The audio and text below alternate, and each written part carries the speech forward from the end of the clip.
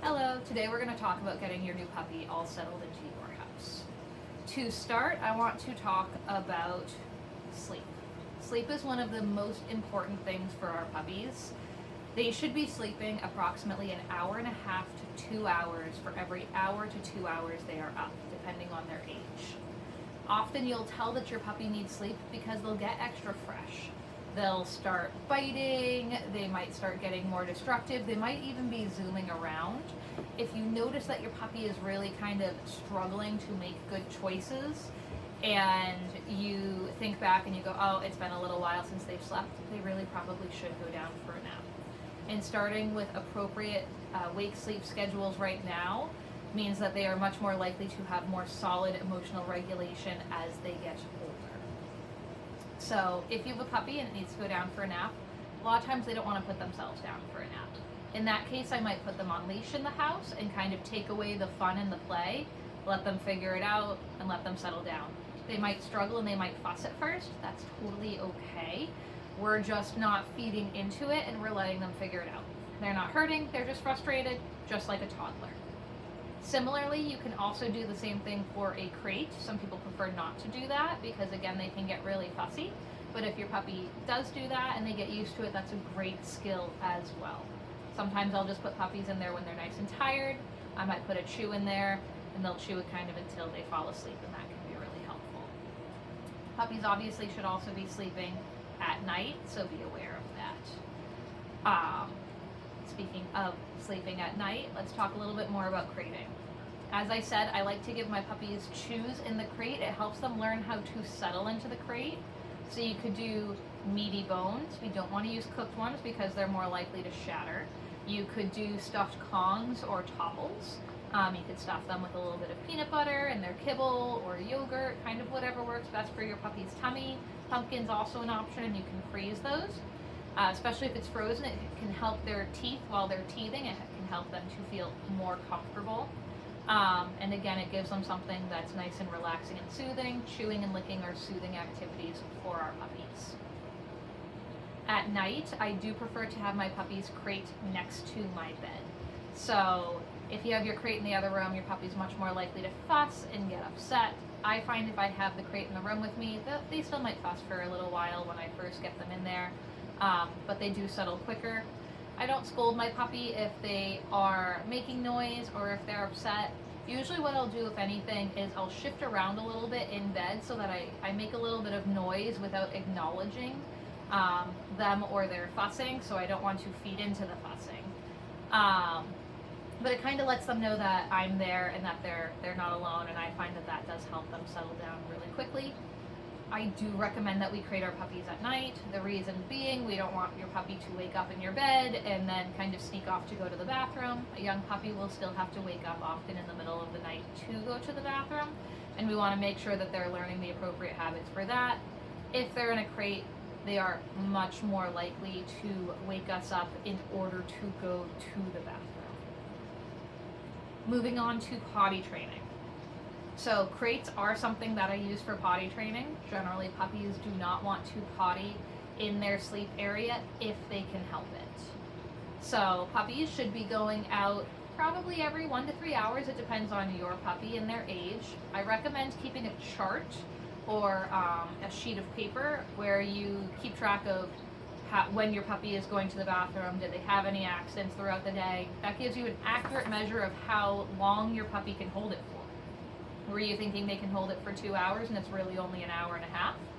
In that case, I would be taking my puppy out every hour and 15 minutes if they can hold it about an hour and a half, because I don't want them to have accidents inside of my house.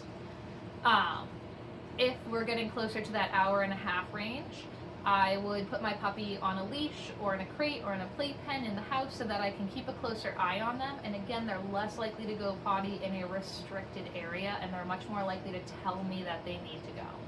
So if I'm working on those signals, that's what I do. When I bring my puppy outside to go to the bathroom, I will watch for their cues. So I'm looking for sniffing, circling, anything that usually precedes going to the bathroom. And I like putting going to the bathroom on cue. So I will say go potty or go pee, whatever cue you want to use for your puppy, it doesn't matter. And then when they go to the bathroom, when they're all finished, I reward them. I reward them right there after they finish. I don't reward them when they come back inside. The reason being that I would then be rewarding them for coming inside because that's the most recent behavior that they did. Inside of the house, we also want to watch for those cues. So was your puppy sleeping or playing with you and all of a sudden they stop and they go and they start sniffing around? That's probably a cue that they need to go to the bathroom. If they've eaten or drank recently, I prefer taking them out within 15 to 30 minutes, again, to set them up for success. If you catch your puppy having an accident, really all that we do is we pick them up and we take them outside. I do not want my puppy to learn that they can avoid going outside, especially because we're approaching winter right now. I don't want them to learn that they can avoid going outside by peeing in the house. I also don't want to punish my puppy. I don't want them to learn that they should hide from me instead, because then your puppy is just going to run around the corner and pee, and it's going to be so much harder to notice that. After that's all done, clean up their accident with an enzymatic or a pet odor specific removal cleaner. Don't clean it up with your generic cleaner. It's usually not going to get the smell enough. It will get it for us, but for your dog who has a much more sensitive sense of smell, they will probably still smell it, and that's how we can get dogs who are going to the bathroom in one place repeatedly. Moving on to handling. With my puppies, I like to expose them to all of the things that I would like them to be okay with when they're adults. So I start holding their paws, putting a little bit of pressure on them like I would if I was trimming their nails. You're free to trim a nail or two if they're doing well.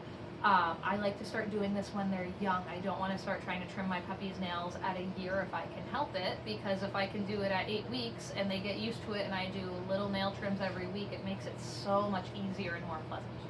We can also reward them for that, right? I put a little bit of pressure on your foot, and then I can reward them, or I can just take pressure off of their foot.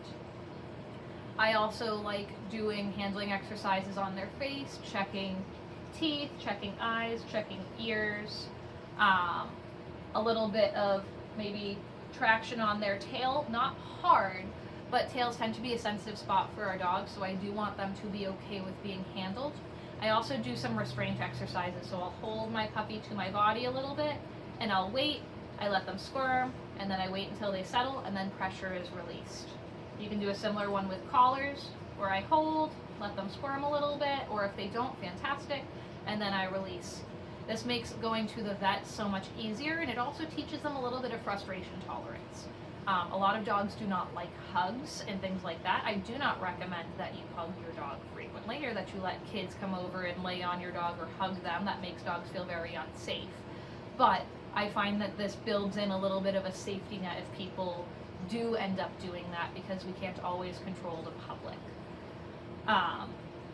Speaking of that, working with kids and dogs who are already in the house with our puppy. We want to make sure that we are fair to everyone. If you have adult dogs already in the house, make sure that they have some time away from the puppy. Again, nap time is going to be really important for that.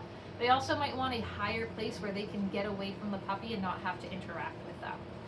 Make sure that you are not letting the puppy get into food bowls or anything that might be making your dog feel uncomfortable, especially when they're eating. That's kind of an unfair expectation for an adult dog to have to deal with. If you've been giving your dog super high value treats, you might not want to give that around the puppy, because some dogs will resource guard those things. And I want to set our dogs up for success.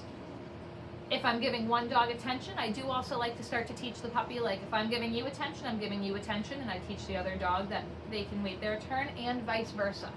With a puppy, that might mean that you have to have another member of the house hold the puppy or have them on leash away from you so that they can get used to that, so that they don't see me petting my adult dog and all of a sudden come over and start jumping on the adult dog. That's not a fair thing for them to have to deal with. If we have kids in the house, my slogan is no faces in faces. A lot of people like to put their face in their dog's face, and that makes the dog very uncomfortable. Kids do that a lot as well, and children are the most likely to be bitten on the face, in part because of that instinct to put their faces really close to dogs' faces. Even if your dog is okay with it, with kids, I prefer to teach them to not do that, because kids who are okay with doing that with dogs in their own household, I find do that with random dogs in public as well, and again, they're the most likely to be bitten on the face that way. So I like having reasonable expectations so that kids can know the appropriate way to interact with dogs. We don't want, ideally, faces in faces. We don't want kids to be laying on or standing on our dogs. Their bodies aren't built for that. Tugging on tails, things like that are just going to make our dogs feel really uncomfortable. Instead, kids can learn how to start sharing toys with dogs. Kids also make a lot of frenetic movement. They move very quickly and very frantically, which for little puppy mouths, they're much more likely to want to bite and chew.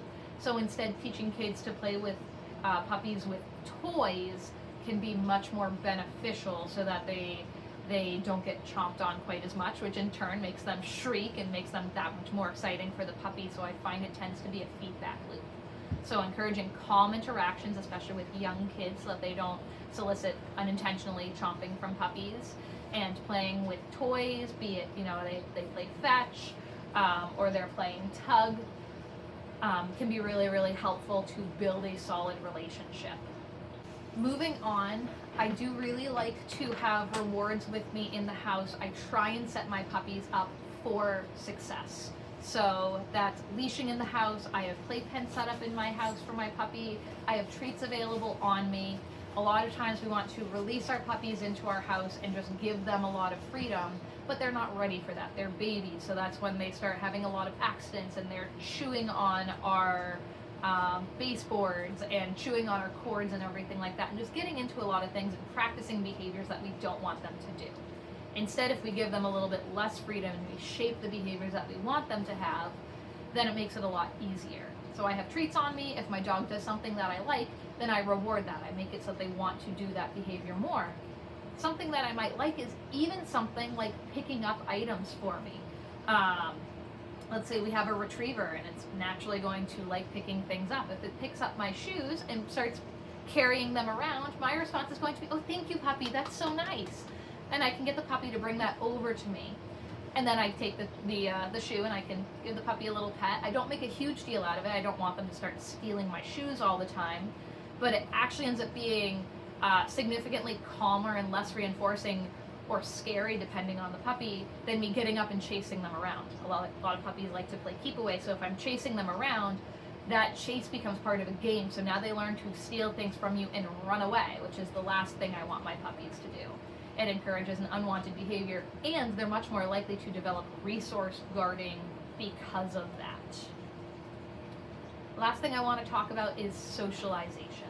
Socialization goes from about 3 weeks to 12 to 16 weeks, depending on who you ask. So by the time you get your puppy, that period is already halfway closed. Socialization is exposing our puppies to sights, sounds, smells, surfaces, situations, really anything that we are ultimately going to want our puppy to start being okay with. So that might be loud noises, that might be dropping things. I have a collection of cans that I rustle around sometimes, or I might drop on the ground because I want my puppy to be able to be like, "Oh," and then recover. I don't want it to be a big deal.